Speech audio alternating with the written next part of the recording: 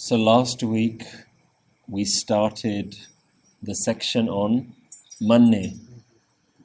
After the 4 Pauris of Surya, we began the section on Mannai. And just to recap on Pauri number 12, that was last week. This week we're on Pauri number 13.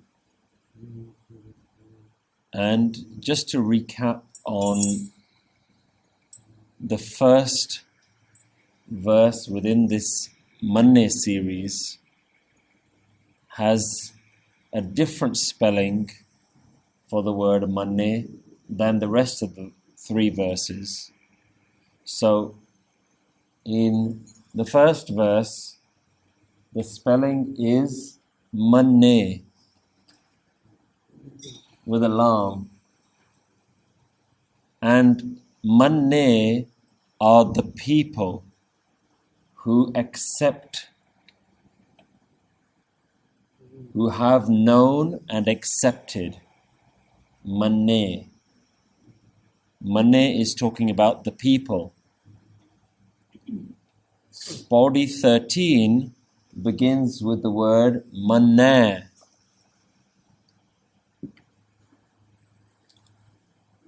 And the word Mannai is not talking about the people, it is talking about the outcome of accepting, the benefits of accepting.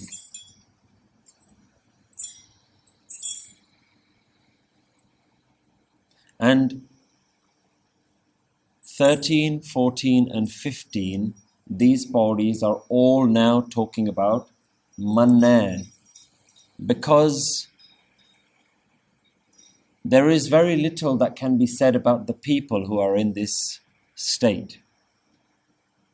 And the beginning of Pauri 12 starts by saying, Mannai ki gat kahi na jaa-ay. That the level, the spiritual level, the gut of those people cannot be described, cannot be written down, cannot be sat and debated. It is just something that people need to know within themselves. If you want to know what Naam is, if you want to know what the divine, the niranjan is, it is something that you have to know within yourself. Aisaa Naam niranjan hoye, je ko man jaanai man koe. And we went through last week the first word man with that tippy on top is about accepting. The second word in that line is man without a tippy, that is within the mind. Man with a sihari. Je ko man jaanai man. Man with a sihari. If one accepts and has known it within their own mind, one who has known within themselves. So this verse, the beginning of Pauri 13, begins with describing the outcome of being in that state. So if Guru Nanak Dev Ji has started the last verse by saying Mannai ki gat kahi na jaa-ay, we have to understand that Guru Nanak Dev Ji isn't now trying to explain their gut.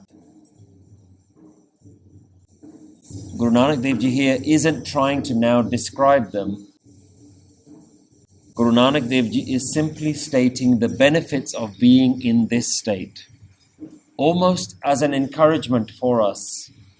In the same way that the Surya Pauris were described, we talked about Surya, Isar, Brahma, Ind. You become the level of Shiva, of Brahma, of Vishnu, of the Indra, Surya, Sheikh, Peer, Padshah. So these are the levels that society look up to, the status that society glorifies. Guruji says that just by listening you get to that state. Just by knowing within yourself you can reach that state.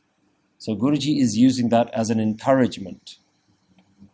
Not that literally you will become a king or you will become a sheikh, but this is a spiritual level that Guruji is trying to say, that if you glorify these people, these world leaders, if you glorify the most famous celebrities, Guruji says that actually the level that you can reach is beyond all of this. So here Guruji begins by talking about the benefits.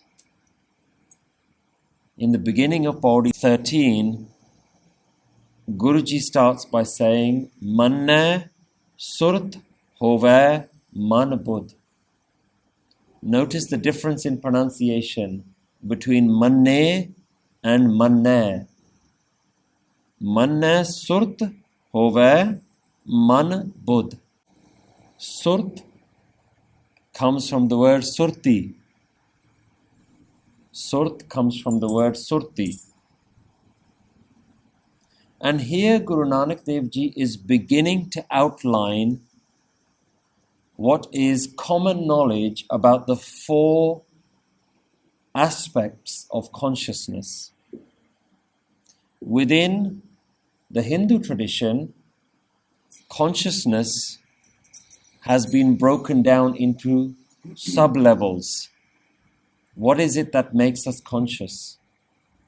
What is the mind? What is it made up of? What are the elements of it? And consciousness in old Hindu scriptures has been given the word Antekaran, which means consciousness. And Antekaran has 4 levels. The 4 levels of Antekaran are beginning to be described here. Guruji references some of them here. Later on, towards the end of Japji Sahib, Guruji mentions all 4 of them. Tithe Kariye Surth Mat Man Budh. But here Guruji is just talking about 2 of them. So what are these 4 levels? What are these 4 aspects of our mind? Because if you think about it, the body is very clear to understand. You have arms, you have legs, you have organs inside your body. But then you just have this thing called mind. And that's supposed to be a catch-all term. Guruji is saying that actually there is existing knowledge about what is this consciousness, what are we made up of. So the 4 things that Guruji is referencing here is already existing knowledge. It's common knowledge. Consciousness is made up of manas, which is simplified to man, Budhi, Chit, and Ahunkaar. And I'll go through what the meaning of these words are. So we'll go through those 4 sections again. Man. The first one is man or manas. And this is what we would call the mind. Not manas. Manas is mankind. Manas. Yeah? This is manas, man. How would you spell that, manas? Mama nana, man. As opposed to man, which is mama kanna nana. Yeah? Where you see the line manas ki jaat. That's about mankind. This is man. The most simple translation. Manas. Manas. In this, I think in the Sanskrit or in some of the more Vedic languages, it would be called manas.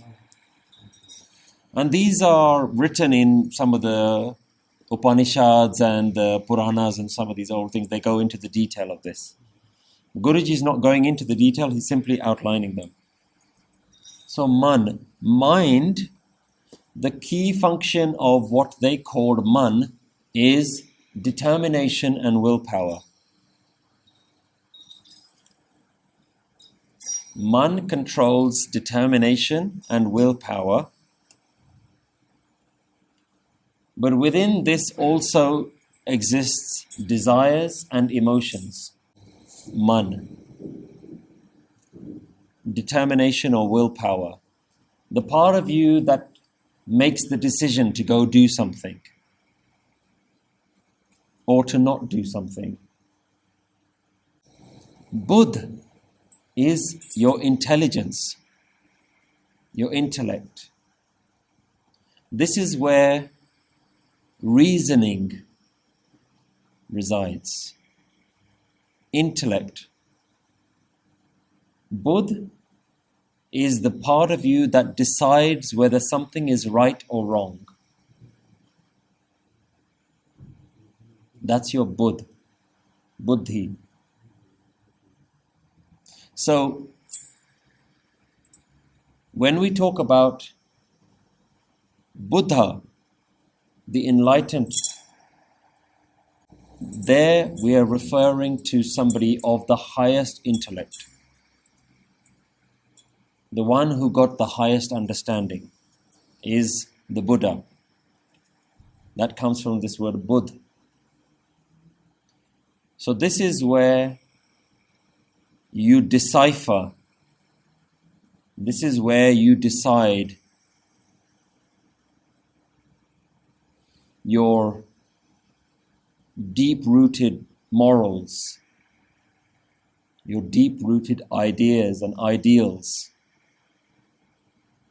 in your intelligence, wisdom. The next is Chit. Chit includes Surth as well. Surth and Chit are used within this category. Chit is the part of your mind that is to do with memory.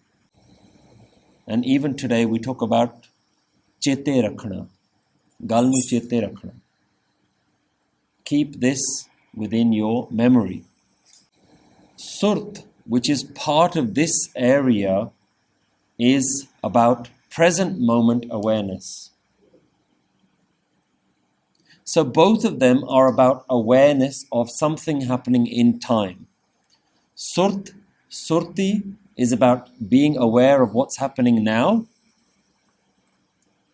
Chit is about something that has already happened. Put your awareness, bring your awareness onto something that has happened. Memory. So both of them are related. Surth, whenever we talk about Surti, it's about in the here and now. Chit is about memory, remembering something. The last one is Ahunkaar. That is self-identity, I am. And within Ahunkaar is where all your attachments are stored. When you're attached to something, it isn't a thought. You don't think about being attached to something. It's a little bit more deep-rooted than that. Ahunkaar. This is what creates the notion that this is who I am. And we have an attachment to all of the things above. We are attached to our memories. We are attached to our ideals and our opinions, our intelligence, our thoughts. They're the things that we like to hold on to. Good and bad ones define who we are. If you had no memories, you can have memories and be detached from that part of your life. Or you can hold on to that. Now, a lot of trauma that people faced is based on holding on to memories. But there is an attachment to it. People can hold on to positive memories and say, actually, I had a great upbringing, a great childhood. People can hold on to negative memories. And what happens with holding on to negative memories is you bring those negative memories into your present moment. And you're constantly reliving that. You'll notice if you ever have a car accident, for the next day or two, you're constantly reliving that car accident. So your mind has had a trauma, it's gone, it's in the past, but part of suffering is to keep reliving that trauma, to keep bringing that into the present moment. And the longer you do that, the longer you build that from being just a memory into an identity. Your memories create your identity. This is why Ahunkaar is like the base. And in an argument, you're very right. An argument is a great example. You're constantly reliving that argument. Now, it goes even further than that. We've talked about having attachments to our memories. But what happens if you experience a trauma? The interesting thing about the mind is that the mind cannot tell the difference between reality and reliving of a reality. So if, for example, you go through a trauma, an accident, an argument, or whatever it is, your body at that point releases chemicals to deal with that trauma. So let's talk about adrenaline. I think they've identified at least 4 what they call happy chemicals as well, and it works for both. We talk about oxytocin, serotonin, all of these kind of happy chemicals. But in the same way, there are chemicals that are being released to deal with trauma. And you'll notice that actually, when you have an argument, you'll have a physical response to that, which is that fight or flight. When your body goes through that, it has to deal with those chemicals in the body. When the mind is reliving that trauma, the body is having the same chemicals being released again and again. Because the mind just says, trauma is happening, I need to have some chemicals to deal with this trauma.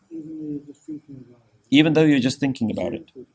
Now, what happens, why people go into a perpetual cycle, is because the body then starts getting used to those chemicals. So let me clarify that. You go through a trauma, your body releases chemicals. Sadness is one of these examples. Depression is essentially this. The body releases a chemical. The more the body releases that chemical, it thinks that it needs that chemical to survive. It continues to do that. And that's why people go into a perpetual cycle of just living in a trauma, because they are now no longer just stuck within the mind. Their body feels like it needs those chemicals. And there you get into where people are just constantly living that trauma. The mind releases that chemical. The body says, yes, I need those chemicals. So in effect, depression is addictive. They have become addicted to the chemicals of depression. The same can be said for those people who are constantly chasing a buzz, a high. The people who are abusing narcotic substances. It again is the body saying, I need that chemical. So what happens in the mind has a physical response in the body. And this is where it becomes far more complicated to treat someone who just says that they're stuck in this cycle of depression, of trauma. Because it's now no longer something that is just within the mind. Present moment awareness releases its own chemicals. And you are now almost flushing out and retraining the body. The more that you remain in the present moment, the more that you detach from past memories and sit within the present moment, in a moment of no time, no past, no future, simply looking at where you are right now, it's almost as if you're flushing the body. And this is why meditation and present moment awareness is so therapeutic. Because it's getting you out of that cycle. So Ahunkaar is attachments to all of these things. Your self-identity is dependent on attachments to your memories, to your ideas, to your emotions. So your man, your Budh and your Chit creates your Ahunkaar. Now, when we understand that the mind is the determination part of you, you'll see why Gurbani talks to the man more than anything else. Gurbani doesn't reference the Ahunkaar. It doesn't say, oh my Ahunkaar, why are you like this? The Ahunkaar is the byproduct of the other things. But it does say, e man meria, because within the mind is determination. Oh my mind, get up in the morning. Oh my mind, recite Naam. Because that's the part of you that has the illusion of free will. It's the bit that you can control, or at least there is a perception that you have a control. I would say you have to train the mind. You have to almost get the mind, which is where routine and your nitnem and your rath and all these things, these are ways of taming the mind. That's the bit that is being talked to by Guru all the time. Essentially, Guru is a conversation between the enlightened state of being, which is this ultimate present moment consciousness, we can call it God, and mind. All of Gurbani is kind of a debate between these two, a conversation between the two. And which is why Gurbani talks to man more than anything else. It doesn't talk to Budh. Gurbani isn't about rationality. It's not talking to the rational mind, although Gurbani is quite rational. It is referencing the willpower part of you. The bit of you that makes that decision in the morning that says, do I need to wake up? Do I need to get out of bed? So then now you can begin to understand why Gurbani references man more than anything else. And why does Gurbani use rag to influence that message? Rag means emotions, creates a different emotion, and the emotion is the vessel, the vehicle on which the message is being carried into the mind. I mean, we haven't even begun to study the vibrations of Gurbani and the effect on the cells and sound as a technology, frequencies. So here Gurbani is just saying that we're talking about two of these elements. We're not actually going into any of the detail here. It's saying Mannai Surat Hovai man Budh. Surth is with accepting, you become aware in the present moment. Surthi. Awareness in the present moment is a outcome of this state of Mannai. Surat Hovai, and you get Budh. You get real intelligence within Man. Man Budh. Here the word Man is almost an all-encompassing term. Budhi isn't a place. Budhi is a thing. It's intelligence. Here it's saying intelligence within the mind. But here the word mind is not referencing manas. It's more of an all-encompassing term. Within you, intelligence comes. Real intelligence.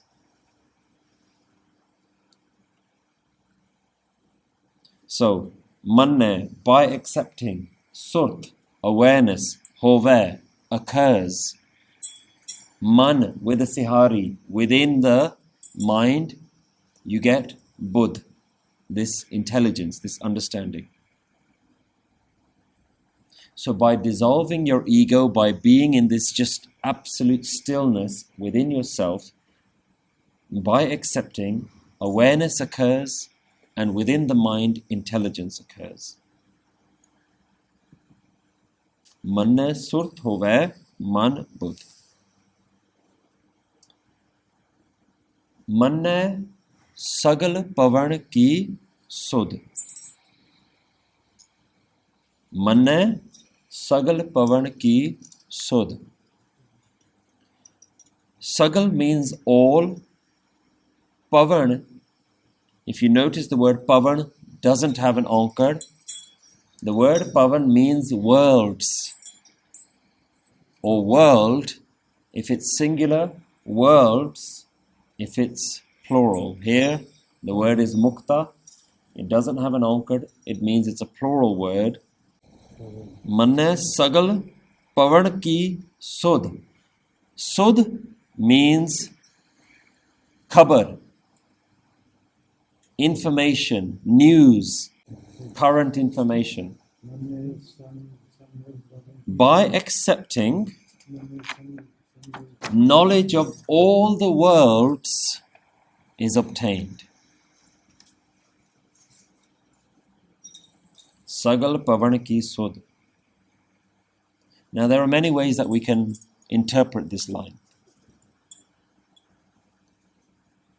One way to interpret it is that by knowing within yourself, you realize that that truth which is within you, that information that you found within you, you will realize that all contains this same truth. The same truth that is within you, the same experience that's within you, you will understand, you will get the information that this same truth exists in all the worlds, everywhere. Sagal bhavan. What you understand is what the previous information that was being shared about these worlds is that there are multiple levels, dimensions, where there are heavenly dimensions and lower demonic dimensions. But when you know the truth, you will know that there is no demonic space and no heavenly space. Or more accurately, there is no space where the divine doesn't exist. If there are multiple heavens and multiple hells, they are all just different levels of that oneness. It isn't that the oneness exists in heaven and some satanic beings exist in hell.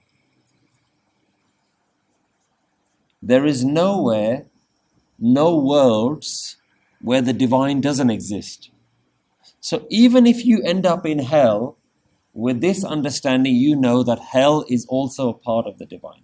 It's part of the divine spectrum. That all the demonic beings, ghosts and whatever you may believe in, they are all different manifestations of the one. And all the angelic beings and all the divine Devi Devte as well, they're all part of the one. This is the true information that you understand about all the worlds. When you know within yourself. Mannai sagal bhavan ki suDh. Mannai muhi chotaa na khaa-ay. The word muh means face. Sihari means on the face. Chot means injuries, wounds. Na khaa-ay. By accepting, one does not endure injuries on the face. Khaa-ay, yeah. In Punjabi we say sat kha leni hai. Yeah. Sat comes from the word chot. Yeah. Kha. So you're enduring, you're receiving. Yeah. So what do we mean? Muhi chotaa na khaa-ay. It doesn't mean that on the face you will not receive any blemishes. Yeah? It doesn't mean that no physical injuries can touch you. That's not what it's talking about. Because if we look at our own history, you look at all of the great shaheeds, the ones who died in battle, they received injuries. Yeah? So this does not mean that on your face you will not have any injuries. There's a deeper meaning here. One way to interpret it, if the previous line may be talking about heaven and hells, one of the ideas is that when you go to hell, you will be beaten and tortured. But if you are in this space, this implies that those demonic beings cannot touch you. So you will not be beaten by the messenger of death, by the demons of hell. Another way to interpret this is that your face does not show the scars of lots of emotional turmoil. If you're the person who's gone through a lot of trauma in your life, it shows on your face. You can tell that somebody has lived a hard life. But when you've let all those things go, it shows. One of the things you'll notice, if you ever come across someone who has shed a lot of tears, you can see almost as though you can see the tears on the face even when they're not crying. You can see there's almost a darkness around their eyes where they're constantly crying. And you can see even behind their smile that there's tears. So on your face, you show the suffering and trauma that you've gone through. But Mannai, by being somebody who's let all those things go, who's moved on from them, who's detached from themselves and their past, their face doesn't show that. See, at the very end of Japji Sahib, we say, Jinni Naam te aaya gaye mashakkat ka. The ones who meditate on Naam, they go on a difficult path, but Nanak te mukh ujale. Nanak says that their faces are radiant. The ones who have meditated on Naam, their faces are radiant. Te mukh ujale. Keti chutti naal. And how many others do they carry along with them? So this is in reference, one way to translate this line, Mannai mo chotaa na khaa-ay, means that they no longer carry the burden of all their past suffering on their face. Because they don't attach themselves to their past. They don't attach to their suffering. They've gone beyond the Maya part of them, to the point that they just simply observe the hukam as it's happening, but they're detached from the hukam. They're unaffected by hukam. The whole world, the universe unfolding is just a game, a play. Because even if their body is enduring pain, they exist in a place beyond that. Now you think about our fifth Guru, the Shahidi, the torture that he's gone through, and yet the people talking to him, he says, like he's almost unaffected. He's talking to them like he's just in a state of bliss. His body is being burnt, but his state of being, his mind is in a state of bliss. Because he's in Naam all the time. He has transcended the body. He is not sitting within the body, within the suffering. He is suffering. The body is suffering. But he's not suffering. He's beyond that suffering. He's simply witnessing the suffering as something that's just happening. Mannai moe chotaa na khaa-ay. That even at the brink of death, they're not suffering. And this connects on to the next line, Mannai jam ke saath na jaa-ay. Here the word Jam means the Jam Raja, Jamdut, Yam Raja, the king of the dead, the one who takes you to the land of the dead, the one who comes to collect you. Yeah, in English we call it the Grim Reaper. In the Abrahamic traditions, he's been referenced as Azrael, the angel of death, of the dark. Yeah. Even Gurbani references the word Azrael, yeah, which is a reference used in some of the Abrahamic traditions. I think Gurbani doesn't entertain these notions. It doesn't go into... because if everything is ik, then everything is a function of the oneness. So part of the all-encompassing one is to create, and part of the all-encompassing one is to destroy. So we don't see it as individual Devi, Devte and beings. We just see it as the one. Whether the one manifests itself as death and some sort of messenger of death, it's still part of the one. That's what Ahunkaar allows us to have, that all-encompassing holistic understanding. You can't detach yourself from the one, you have to detach yourself from yourself. You can't detach from anything, but you can simply recognize all of them as the one. Now this goes back to this concept that the people who are in Mannai, this state, they have found a part of them that is Akal Murat. They have found the part of them that will never die. When you die, the body dies, the mind dies, but in a, let's use a simplistic term, let's say the soul. Let's call it a soul. Yeah? If the soul doesn't die, then they exist within that Atma. They exist in the Atma, and the Atma cannot be touched by death. Death doesn't come and take your Atma. It separates Atma from body. But it can't kill the Atma. And they become Atma. But it's about detaching yourself from every part of what you know yourself to be. So this whole idea of not going along with death is based on finding that Akal Murat part of you. Finding the part of you that was never born and will never die. That's what the people who are Mannai, they are in that. They have found that within themselves that will not die.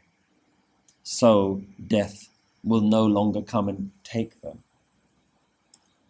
Mannai jam ke saath na jaa-ay. Aisaa naam niranjan hoy. Yeah? So if we see some of these lines that we've covered so far, we'll notice that actually it repeats some of the themes that we've seen in Surya as well.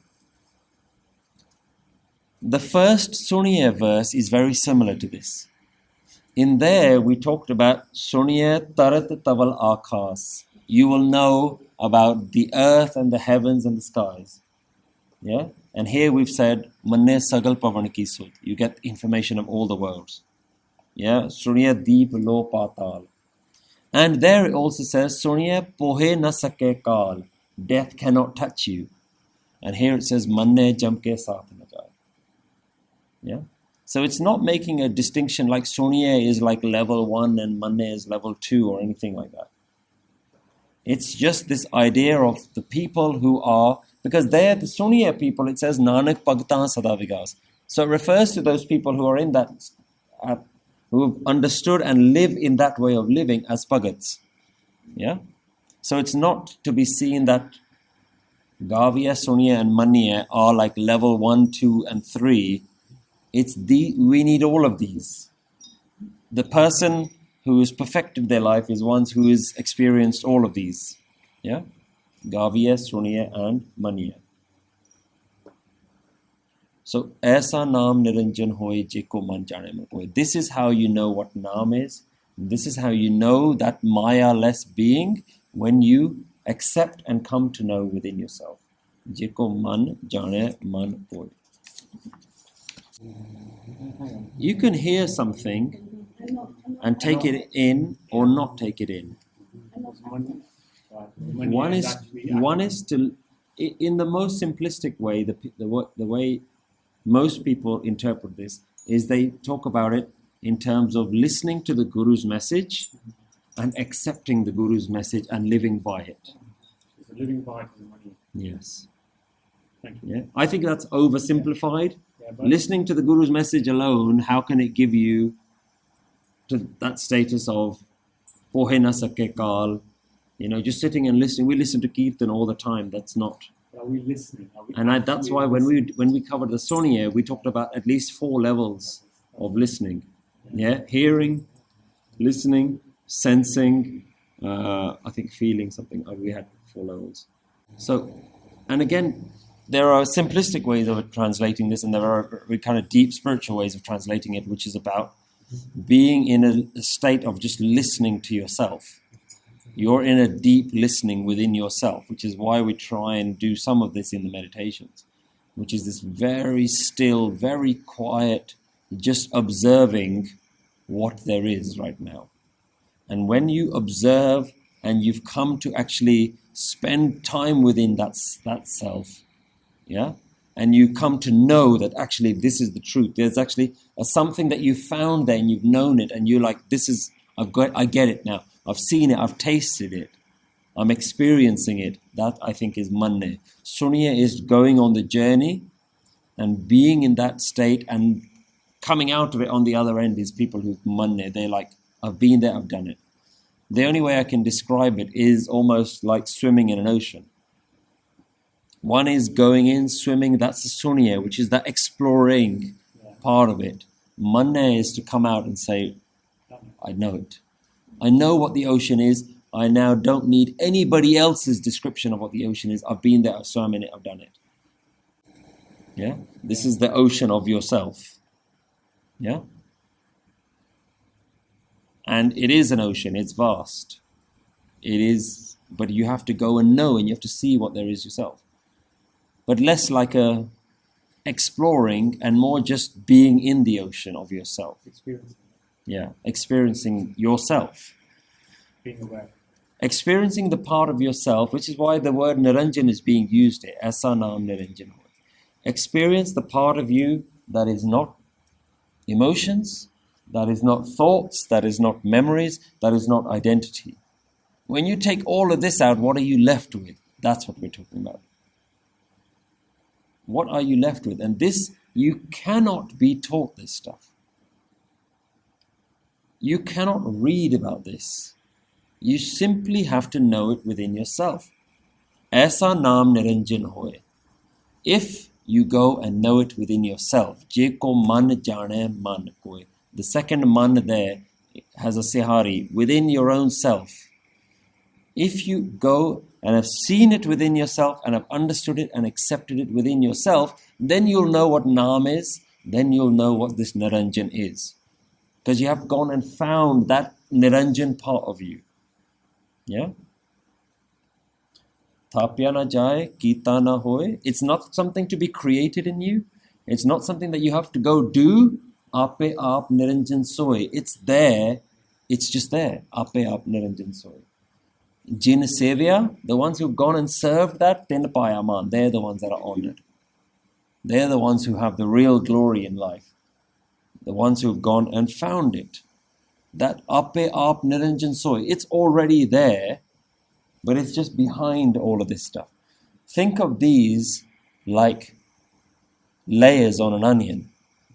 All of these you have to peel back one by one. You have to go and you have to keep exploring until you find that within you that says, I am you. This bit that I call I am, actually that is what I'm talking about. Not the idea of I am. When you sit within yourself, you say, the bit that says, I am here. I can feel this I am that I'm here. That I am is not me. That I am is you. And that is where, at the very deepest level of yourself, if you go within that, then you introduce mantra at that level. The mantra that says, in there, tum hi, this is you, this is you, this is you. Because you've spent all of your life with that consciousness of yourself, you've defined it as yourself. He said, this is me. Every day this mantra is going on within you, this is me, this is me, this is me. And this stuff is what is doing the mantra. All of these are doing their own mantra, just feeding that. You have to go beyond it and say, actually, this is you.